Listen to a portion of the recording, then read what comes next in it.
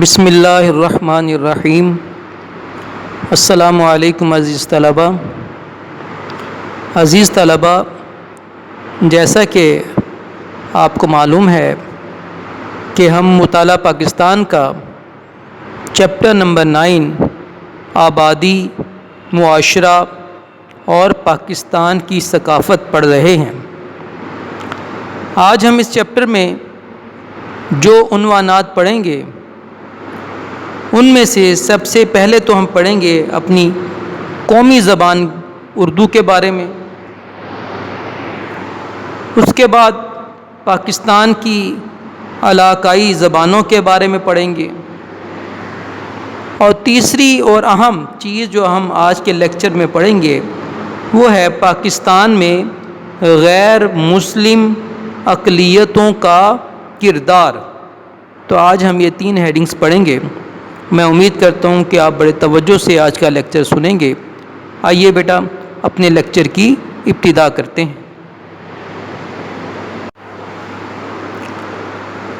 پیارے بچوں، اردو ہماری نہ صرف قومی زبان ہے بلکہ یہ ہماری پہچان بھی ہے، اور اس کے ساتھ ساتھ پورے پاکستان کے لوگوں کا آپس میں رابطہ رکھنے کے لیے بھی ایک بہترین ذریعہ بھی ہے۔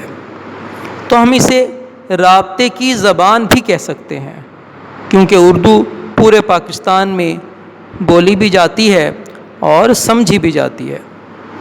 اردو لفظ ترکی زبان کا ہے جس کے لفظی مطلب ہوتے ہیں لشکر، کیونکہ مغلیہ خاندان کے دور میں ان کی حکومت کیونکہ پورے بر صغیر پر قائم تھی، اور وہ خود بھی ترکی النسل تھے، اس وجہ سے ان کی فوج میں بر صغیر کے تمام کونے کونے سے لوگ موجود تھے۔ وہ سب لوگ مختلف زبانوں میں گفتگو کرتے تھے، لیکن جب پورا لشکر ایک جگہ پر اکٹھا ہوتا تھا تو ان کے اکٹھے ہونے پر ایک نئی زبان نے وجود اختیار کیا۔ اس زبان میں بقیہ تمام زبانوں کے الفاظ شامل ہو گئے، جیسے کہ پنجابی، سندھی، پٹھان، بنگالی، بلوچی، عربی، ایرانی، ترکی، بنگالی، سنسکرت یعنی ہندوستانی، یہ تمام زبانوں کے الفاظ اردو زبان میں شامل ہیں۔ اس وجہ سے بھی اس کو لشکری زبان کہا جاتا ہے۔ تو پیارے بچوں، جو باتیں آپ نے ذہن میں رکھنی ہیں وہ یہ ہے کہ اردو ترکی زبان کا لفظ ہے اور اس کے لفظی معنی لشکر کے ہیں۔ آئیے بیٹا اب اردو کا ارتقاء دیکھتے ہیں کہ اردو زبان نے کس طرح سے ترقی کی۔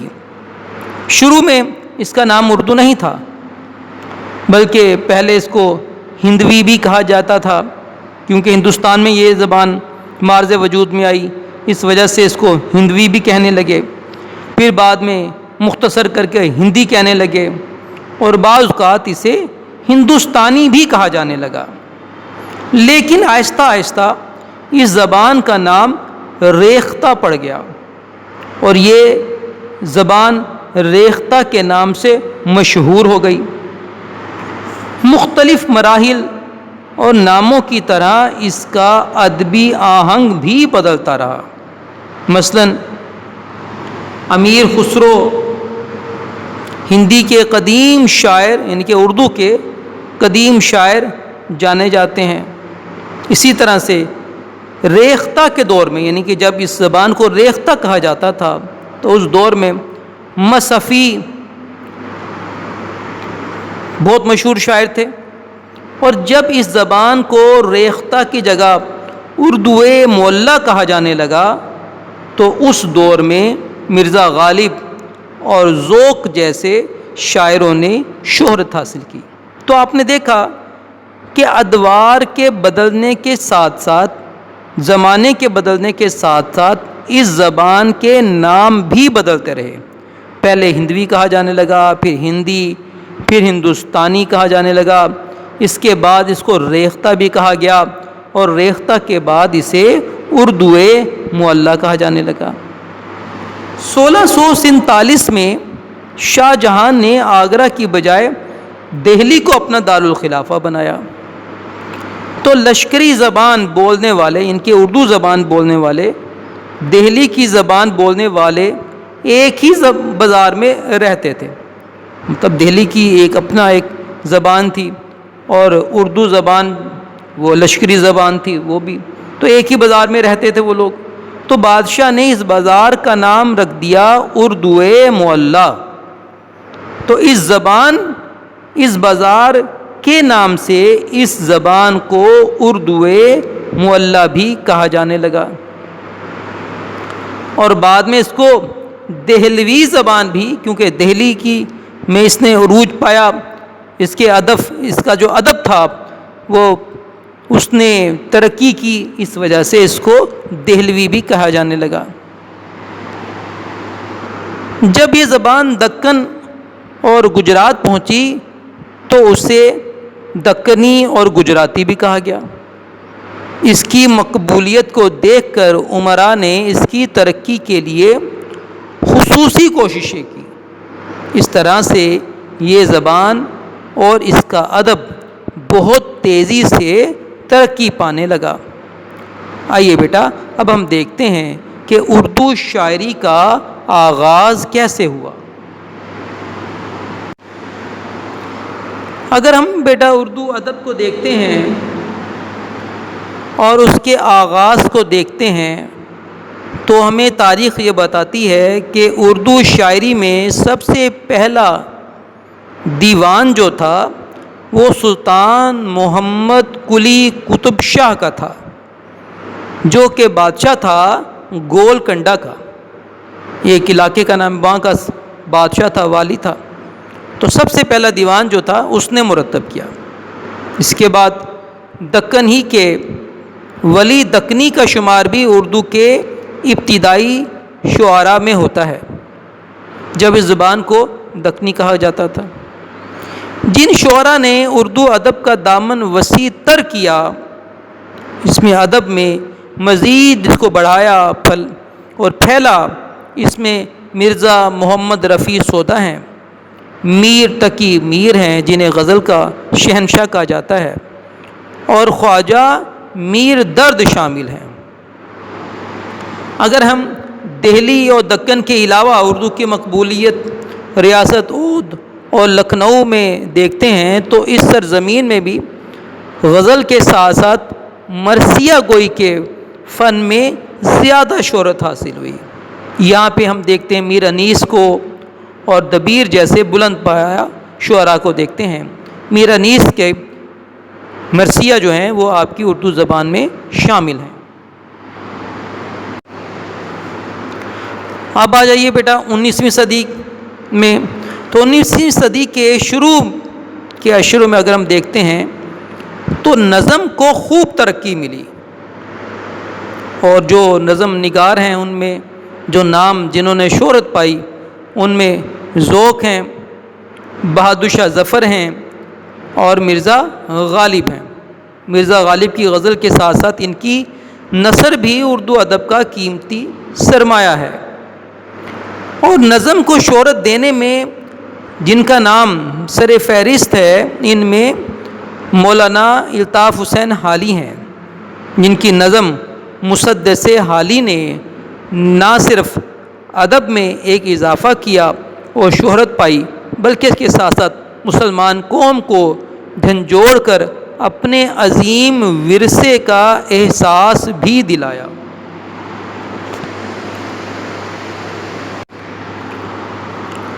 نظم میں ایک اور نام جنہوں نے بہت شہرت پائی وہ ہیں حضرت علامہ محمد اقبال، شاعر مشرق۔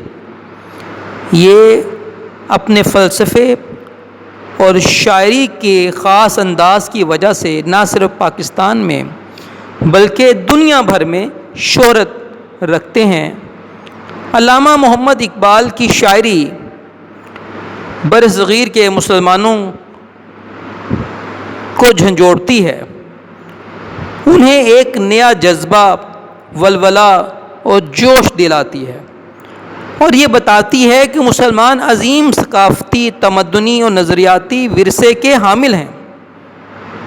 علامہ اقبال نے نہ صرف اردو بلکہ فارسی زبان میں بھی شاعری کی۔ آپ کی مقبولیت اس قدر تھی کہ لوگوں کو آپ کی طویل نظمیں بھی زبانی یاد تھیں۔ علامہ محمد اقبال کے بعد جدید ادب کے زیر اثر اردو ادب میں مزید ترقی ہوئی، اور اسے ہم کہتے ہیں ترقی پسند تحریک۔ آئیے بیٹا اب ہم دیکھتے ہیں کہ اردو کی ترقی میں نثر نگاروں کا کیا کردار ہے۔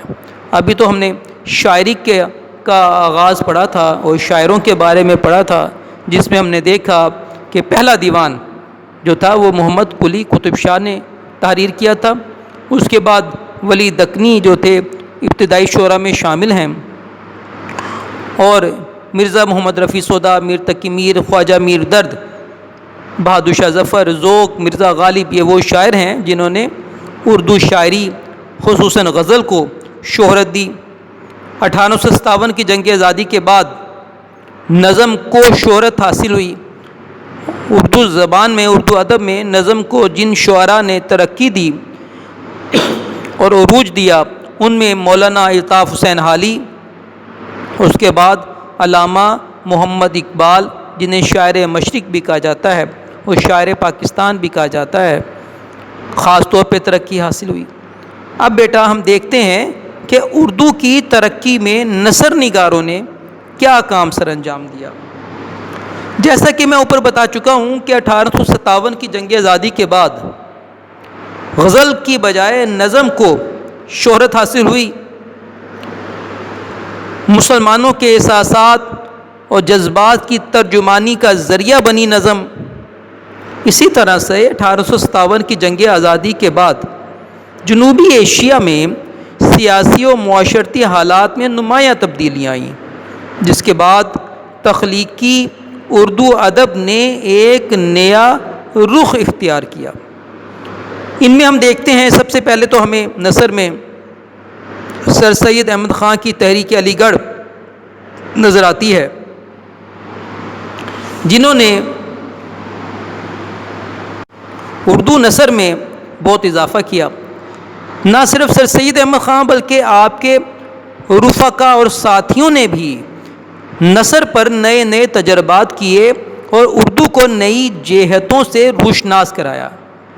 اس دور میں قومی احساس و درد بحیثیت مجموعی پیدا ہوا۔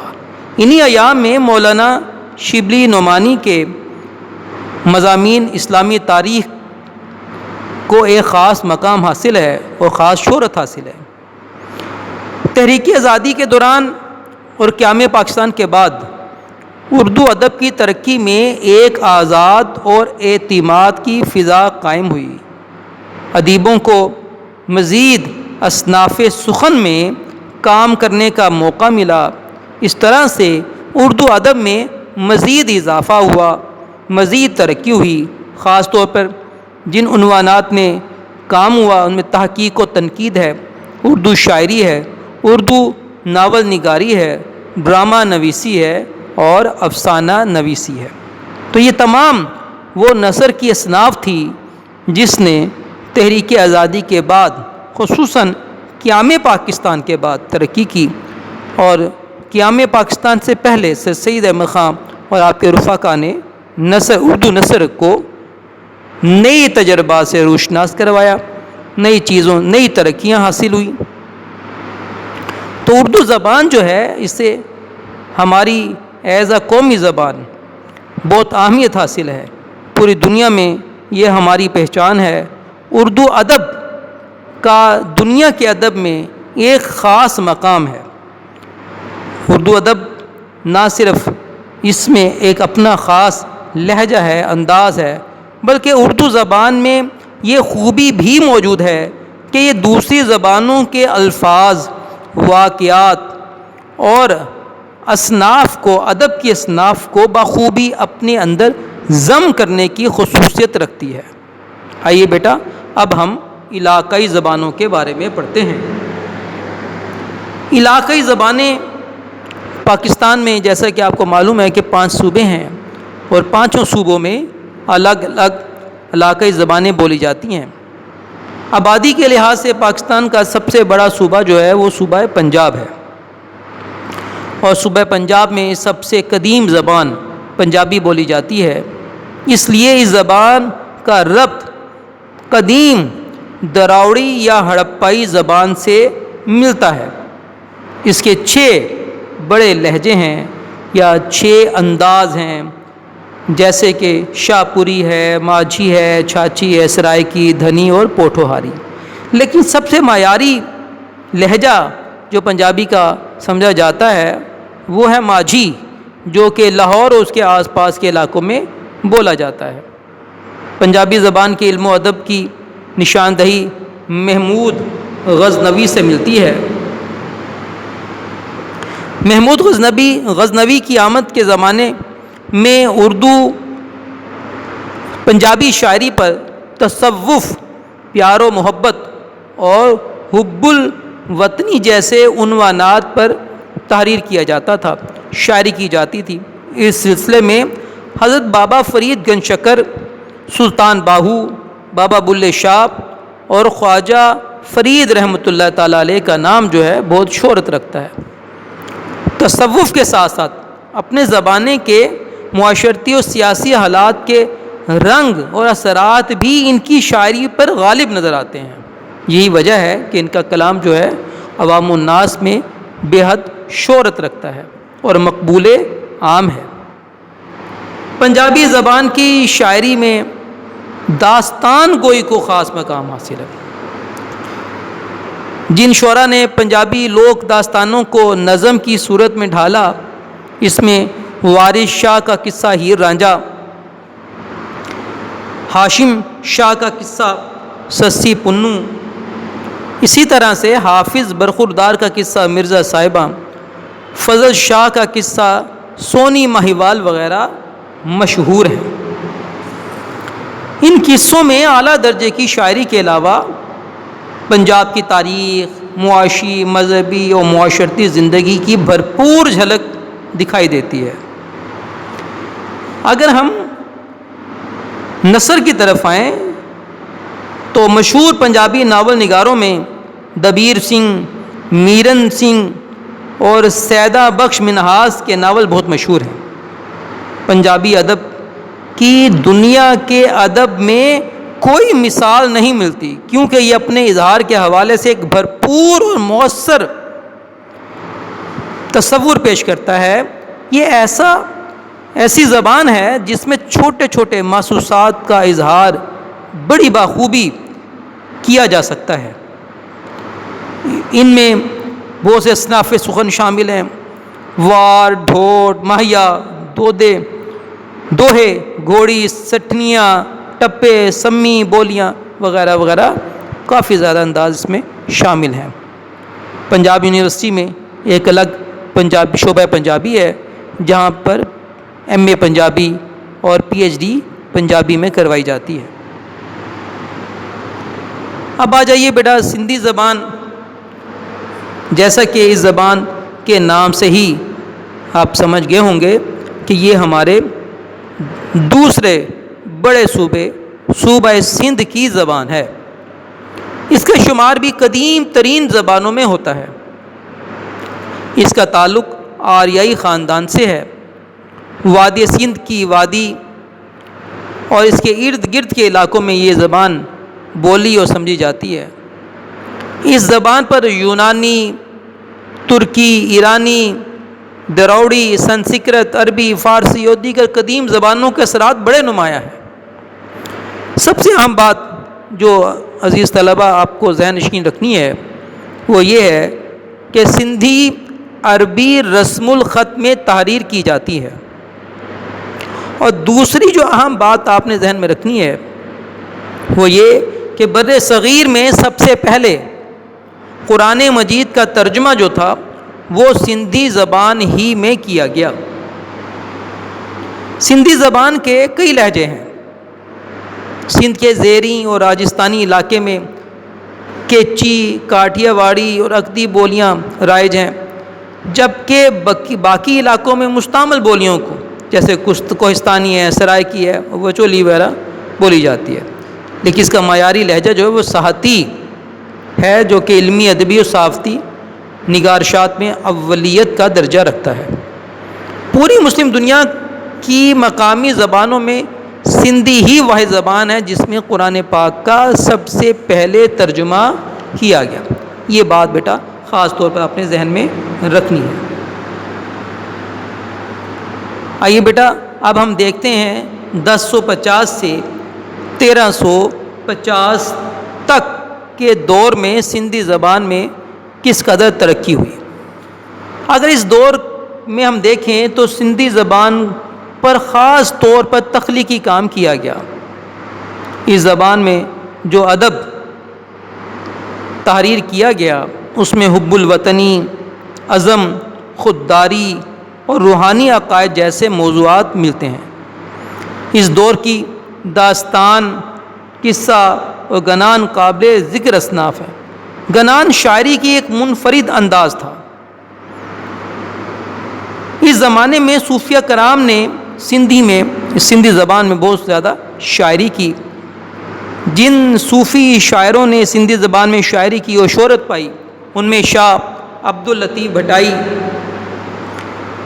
حضرت سچل سرمست کی شاعری بے مثال ہے۔ شاہ عبداللطیف بھٹائی نے عام زندگی اور غریب اور محنت کش طبقے کی عظمت کو اجاگر کیا ہے۔ سندھی زبان میں جو سب سے پہلا رسالہ یا شاعری کا مجموعہ تحریر کیا گیا اس کا نام تھا شاہ جو رسالہ۔ یہ بات بیٹا اچھی طرح سے آپ ذہن نشین کر لیں، شاہ جو رسالو سندھی زبان کا پہلا شاعری مجموعہ ہے۔ شاعری کے ساتھ ساتھ نثری ادب میں بھی اساتذہ، علماء اور مبلغین کی اجتماعی کوششوں سے بہت سا سرمایہ جمع ہوا۔ عربی رسم الخط کو بنیاد بنا کر ایک نیا رسم الخط بھی تحریر کیا گیا۔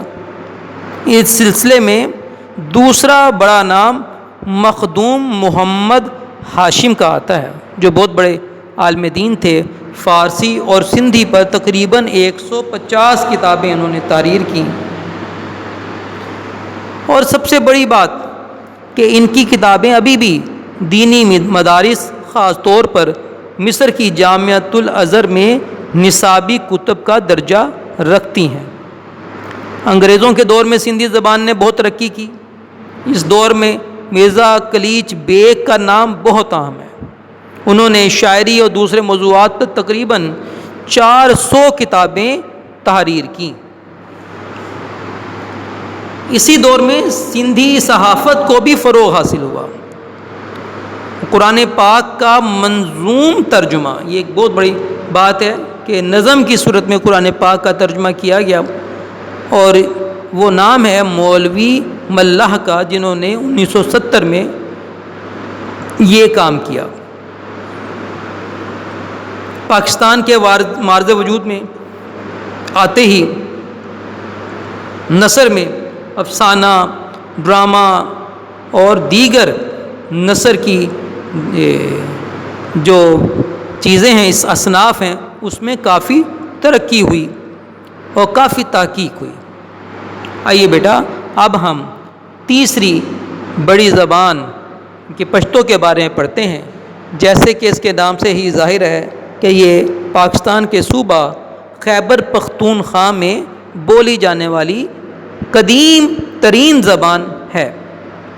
اس زبان کی ابتدا تقریباً 5000 سال قبل افغانستان کے علاقے باخت یا بخت میں ہوئی۔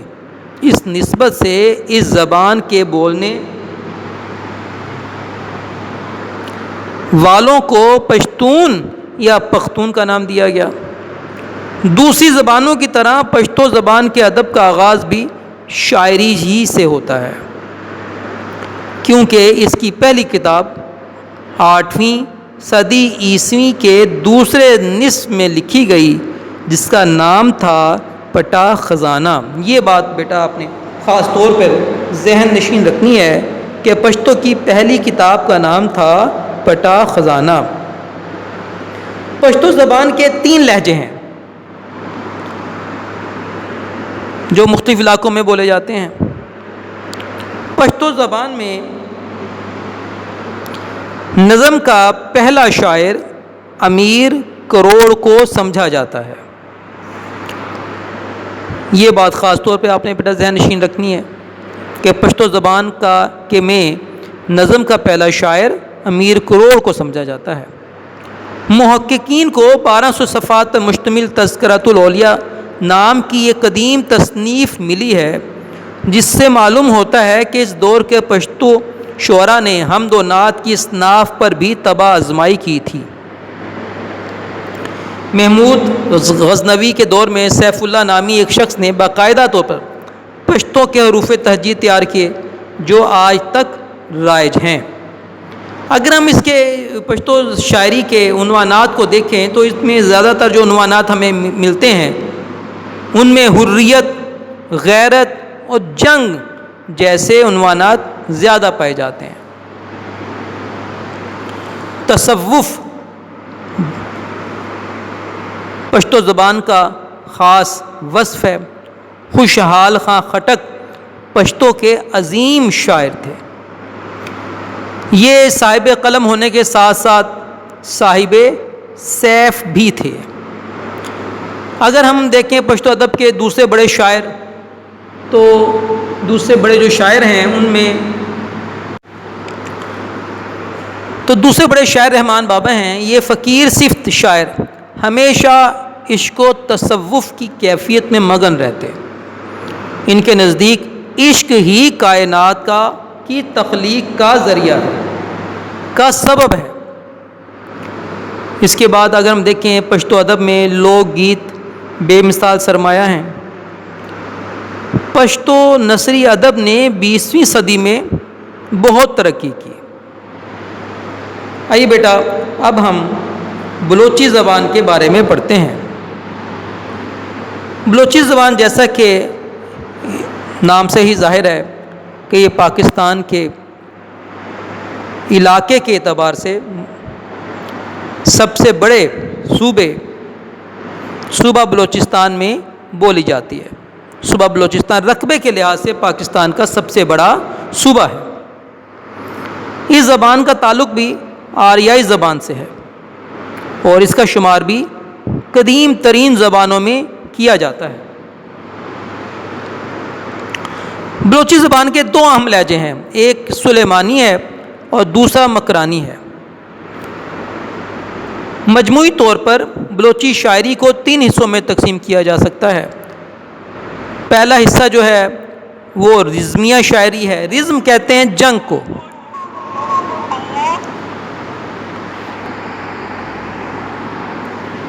تو رزم کہتے ہیں بیٹا جنگ کو۔ تو پہلا حصہ جو ہے وہ رزمیہ شاعری کا ہے۔ دوسرا حصہ جو ہے وہ اگر ہم دیکھیں اس میں عشقیہ شاعری ملتی ہے اور تیسرے حصے میں لوک داستانیں شامل ہیں۔ 1840 سے بلوچی زبان کی قدیم شاعری کو روشناس کرانے کا کام شروع ہوا۔ بلوچی زبان ادب کی تاریخ پر سب سے پہلی کتاب شیر کمسر مری نے لکھی۔ یہ بات بیٹا اپنے ذہن میں رکھنی ہے کہ بلوچی زبان و ادب کی تاریخ پر سب سے پہلی کتاب شیر کمسر مری نے تحریر کی تھی۔ انگریزوں کے دور میں بھی بلوچی زبان پہ کافی کام ہوا۔ اس دور کے بلند پایہ شاعر جو تھے وہ تھے مست توکلی تھے۔ قیام پاکستان کے بعد اردو حروف تہجید کو گھٹا بڑھا کر بلوچی کے لیے ایک معیاری رسم الخط ایجاد کیا گیا۔ 1960 میں بلوچی زبان میں سب سے پہلا مجلہ شائع ہوا۔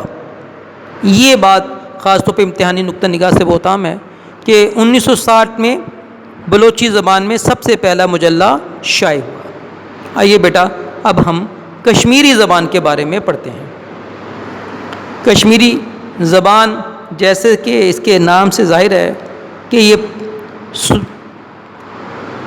پاکستان کے علاقے کشمیر میں بولی جاتی ہے، جو کہ وادی سندھ کی زبان سے منسلک ہے۔ اس کے کئی مشہور لہجے ہیں، جن میں مسلمان کی ہے، ہند کی ہے، گندورد ہے اور گامی ہے۔ معیاری و ادبی لہجہ گندورد کو سمجھا جاتا ہے، گندورو کو سمجھا جاتا ہے۔ کشمیری ادب کو 5 ادوار میں تقسیم کیا جاتا ہے۔ پہلے ادوار میں لوک گیت شامل ہیں، دوسرے ادوار میں الہیات کے موضوعات شامل ہیں، جبکہ تیسرے دور میں عشقیہ داستانوں کو منظوم یعنی کہ نظم کی صورت میں ڈھالنے کی روایت پڑی۔ اس دور کی مشہور شاعرہ جو ہیں ان کا نام ہبہ خاتون ہے۔ چوتھا دور جو ہے کشمیری زبان کا، اس میں روحانی اثر غالب رہا۔ اس دور کے مشہور شاعر جو تھے وہ محمود گامی ہیں۔ 5ویں دور میں جدید ادب کے زیر سایہ کشمیری ادب پھلا پھولا۔ اس دور کے مشہور شاعر جو ہیں غلام احمد مہجور ہیں۔ کشمیری ادب میں مقامی تخلیقات کے ساتھ ساتھ دوسری زبانوں سے بھی تراجم ہوئے۔ آزاد کشمیر یونیورسٹی میں کشمیریات کا مضمون پڑھایا جا رہا ہے۔ اب آئیے بیٹا چھوٹی زبانوں کی طرف، جو کہ ہیں تو چھوٹی لیکن بہرحال ایک بڑے علاقے میں بولی جاتی ہیں۔ ان میں سب سے پہلے تو سرائکی زبان ہے۔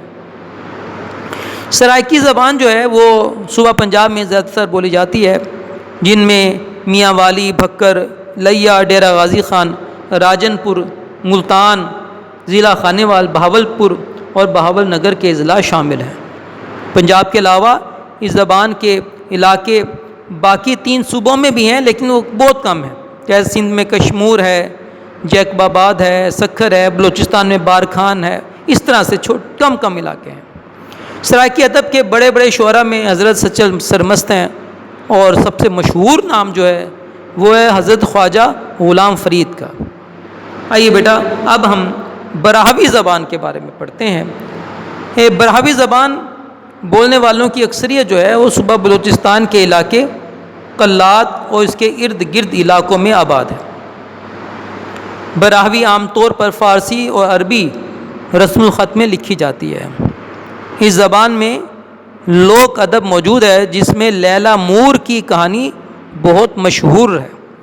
18ویں صدی میں ملک داد نے تحفۃ العجائب تصنیف کی، جسے براہوی زبان کا پہلا معیاری ادبی سرمایہ سمجھا جاتا ہے۔ اس طرح سے اگر دیکھا جائے تو براہوی زبان میں قرآن کریم کا ترجمہ بھی ہو چکا ہے، اور بلوچستان یونیورسٹی میں براہوی زبان کے لیے ایک علیحدہ شعبہ ہے جس کا نام شعبہ براہوی ہے۔ آئیے بیٹا اب ہم ایک اور زبان علاقائی زبان پڑھتے ہیں، اور وہ ہے ہند کو۔ ہند کو زبان پنجاب کے اضلاع راولپنڈی، اٹک وغیرہ میں زیادہ تر بولی جاتی ہے۔ خیبر پختونخوا کے اضلاع یعنی مثلاً ایبٹ آباد، مانسرا، ہری پور وغیرہ یا کوہاٹ وغیرہ میں بھی ہند کو بولی جاتی ہے۔ اس زبان کے فروغ کے لیے ادارہ فروغ ہند کو پشاور بہت کار فرما ہے۔ اس زبان کی ترقی کے لیے اورنگزیب غزنوی کی نگرانی میں پشاور سے ایک ماہانہ میگزین فروغ کے نام سے بھی شائع ہوا کرتا تھا۔ اس زبان میں PhD کی ڈگری بھی دی جا رہی ہے۔ تو یہ تھیں بیٹا پاکستان کی علاقائی زبانیں۔ تو آپ نے دیکھا کہ پاکستان میں بہت بڑی بڑی بھی اور کچھ چھوٹی چھوٹی بھی بہت سی زبانیں بولی جاتی ہیں، جن کا ادب نہ صرف بر صغیر میں بلکہ دنیا میں ایک مقام رکھتا ہے۔ آئیے بیٹا اب ہم اپنی تیسری ہیڈنگ کی طرف بڑھتے ہیں، اور آج جو ہم نے تیسری ہیڈنگ پڑھنی ہے وہ ہے پاکستان میں غیر مسلم اقلیتوں کا کردار۔ پاکستان کے 1973 کے آئین میں اقلیتوں کے حقوق کو مکمل تحفظ حاصل ہے۔ وہ اپنے رسم و رواج، اپنے مذہب کے مطابق اپنی عبادت گاہوں میں نہ صرف عبادت کر سکتے ہیں بلکہ نشر و اشاعت بھی کر سکتے ہیں اور اپنے مذہبی ادارے بھی قائم کر سکتے ہیں۔ پاکستان کے آئین میں ان کی علیحدہ نمائندگی دی گئی ہے۔ قومی اسمبلی میں بھی اقلیتوں کو 10 نشستیں حاصل ہیں۔ پنجاب اسمبلی میں 8، سندھ میں 9، خیبر پختونخوا اسمبلی میں 3 اور بلوچستان اسمبلی میں بھی 3 نشستیں اقلیتوں کے لیے مخصوص کی گئی ہیں۔ اس سے آپ اندازہ لگا سکتے ہیں کہ پاکستان میں اقلیتوں کو خاطر خواہ تحفظ حاصل ہے۔ اگر ہم معاشی میدان میں بھی دیکھیں تو سرکاری ملازمتوں میں بھی اقلیتوں کو مسلمانوں کے برابر حقوق حاصل ہیں، برابر کے مواقع انہیں حاصل ہیں۔ پاکستان میں بسنے والی اقلیتوں کو بھی حقوق و فرائض سے آگاہ ہونا چاہیے۔ ان پر بھی یہ ذمہ داری عائد ہوتی ہے کہ وہ اپنے ملک سے وفادار رہیں۔ آئیے بیٹا اب ہم دیکھتے ہیں قائد اعظم رحمۃ اللہ تعالیٰ علیہ نے اقلیتوں کے مقام کے بارے میں کیا فرمایا۔ تو اگر ہم دیکھیں تو قائد اعظم نے 11 اگست 1947 کو فرمایا کہ ہند کی تقسیم کے بعد کسی ایک مملکت یا دوسری مملکت میں اقلیتوں کا وجود ناگزیر ہے، ایک لازمی بات ہے۔ آپ میں سے ہر شخص، خواہ وہ اس ملک کا پہلا شہری یا دوسرا یا آخری، سب کے حقوق و مراعات اور فرائض مساوی ہیں۔ اور آخر میں بڑی اہم بات فرمائی، آپ نے فرمایا کہ آپ کا کسی مذہب، ذات پات یا عقیدے سے تعلق ہو، کاروبار مملکت کا اس سے کوئی واسطہ نہیں۔ تو آپ نے دیکھا کہ قائد اعظم رحمۃ اللہ تعالیٰ علیہ نے بھی اقلیتوں کے حقوق کے تحفظ کے لیے کتنے پیارے الفاظ میں فرمایا۔ اگر ہم دیکھیں انگلستان میں دیکھیں تو وہاں پہ اقلیتوں کا حالات جو تھے وہ پہلے بڑے ابتر تھے۔ رومن کیتھولک اور پروٹیسٹنٹ جو تھے فرقے آپس میں لڑتے جھگڑتے رہتے تھے، ان میں کافی تفریق تھی، ایک دوسرے کے اندر برداشت نہیں تھی۔ لیکن قائد اعظم رحمۃ اللہ تعالیٰ علیہ سے جب یہ سوال کیا گیا کیا آپ گورنر جنرل کی حیثیت سے اقلیتوں کے مسئلے کے بارے میں ایک مختصر سا بیان دے سکتے ہیں، تو آپ نے فرمایا اس وقت تو میں ایک نامزد گورنر جنرل ہوں۔ اس مفروضے کے بعد میں آپ کو یہ بتا دینا چاہتا ہوں کہ اقلیتوں کا تحفظ کیا جائے گا، ان کا تعلق خواہ کسی فرقے سے ہو، ان کا مذہب یا عقیدہ محفوظ ہوگا۔ تو آپ نے دیکھا کہ قائد اعظم رحمۃ اللہ تعالیٰ علیہ نے کس قدر اقلیتوں کے تحفظ کے بارے میں۔ اگر ہم پاکستان میں اقلیتوں کے کام کے بارے میں دیکھیں، ان کی کارگزاریوں کے بارے میں دیکھیں تو ہمیں بہت سارے نام ایسے ملتے ہیں جن میں سب سے پہلے تو جسٹس A.R. کارنیلس کا نام کسی تعارف کا محتاج نہیں ہے۔ آپ اسلامی شریعت اور فقہ پر مکمل مہارت رکھتے تھے اور آپ سپریم کورٹ آف پاکستان کے چیف جسٹس بھی رہے۔ آپ نے 1973 کا آئین مرتب کرنے میں اہم کردار ادا کیا۔ اسی طرح سے رانا بھگوان داس بھی سپریم کورٹ کے جج رہے۔ اگر ہم اور دیگر کو دیکھیں ان میں group captain Eric Gordon Hall ہیں، ونگ کمانڈر ہیں، اس طرح سے اور بھی بہت سے اقلیتی لوگ ہیں جنہوں نے فوج میں خاص طور پہ نہ صرف خدمات سر انجام دی بلکہ فوجی اعزازات بھی حاصل کیے۔ صحت کے شعبے میں بھی اگر ہم دیکھیں تو ڈاکٹر رتھ فو نے جذام کے مریضوں کے لیے مرتے دم تک بہت کام کیا۔ اسی طرح سے اگر کھیل کے میدان میں دیکھیں تو کسی بھی میدان میں دیکھیں تو اقلیتوں نے پاکستان کے لیے بہت سا کام کیا ہے، اور پاکستانی حکومت بھی جو ہے اور پاکستانی لوگ بھی جو ہیں وہ اقلیتوں کے حقوق کے محافظ ہیں اور ان کے ساتھ برابری اور رواداری اور بھائی چارے کی حیثیت سے رہ رہے ہیں۔ تو پاکستان ایک امن کا ملک ہے اور انشاءاللہ امن کا ملک رہے گا۔ میں امید کرتا ہوں پیارے بچوں آپ کو آج کا لیکچر آپ نے باغور سنا ہوگا اور سمجھا ہوگا، اور آپ کو یہ لیکچر سننے کے بعد یہ سب چیزیں یاد کرنے میں آسانی ہو جائے گی۔ اللہ تعالیٰ آپ کا محافظ و نگہبان ہو۔ السلام علیکم۔